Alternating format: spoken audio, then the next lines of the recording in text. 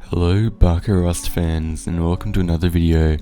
In this video, essentially, I'm going to be telling you 5 mistakes that you are likely making in your Rust wipe. So here we go. First one, not placing enough bags. Many players, generally new to the game, only have their one single sleeping bag for the entirety of their wipe, and that is definitely a very bad idea. Not having multiple bags and not placing at least one extra one outside your base. You cannot choose where to spawn, and if you have bag timer on your main one, then you just have to wait it out because it is not an option to spawn at the beach. So having multiple bags outside of your base and in the squares near can be super useful for respawning near fights and being able to respawn in just anywhere, which will give you an advantage. So this is definitely a big one, and not placing enough bags is definitely an issue which a lot of new players face. And now the next tip.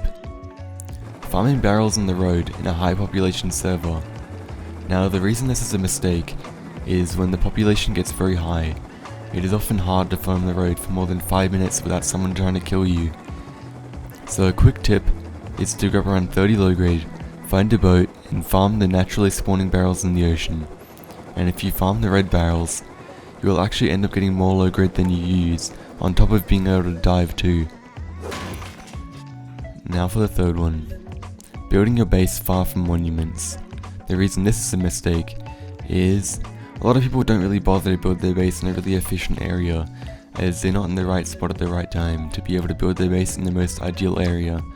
But I must say, you must really prioritize this, as good base placement can really be the reason you do well in a wipe, as being close to monument in action can be the thing you really need to do well and succeed, and not having to run as far or run back to base after getting loot is super useful.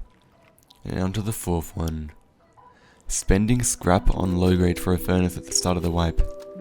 Many people forget to hit those useful red barrels on the way to outpost at the start of the wipe, and they'll end up having to use scrap for low grade, as they cannot afford a furnace. So make sure you're not one of those people, and save yourself some precious early game scrap by farming red barrels and getting crude which you can cook up inside of outpost in the refinery, and possibly even make it so you can craft even more furnaces than you would be able to afford using scrap. So it's a very useful thing to do. And now for the fifth and final one.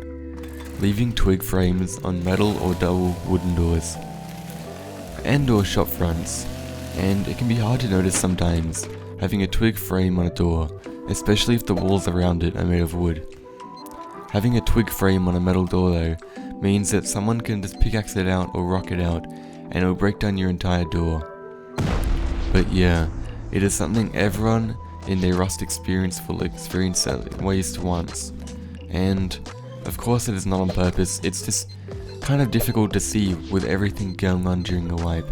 But yeah, it is very easy to break through, and it is definitely a big insecurity in your base's design if you do leave a wall frame as twig. So make sure to patch them up, and that'll keep you safe. But anyways, I hope you guys enjoyed the video.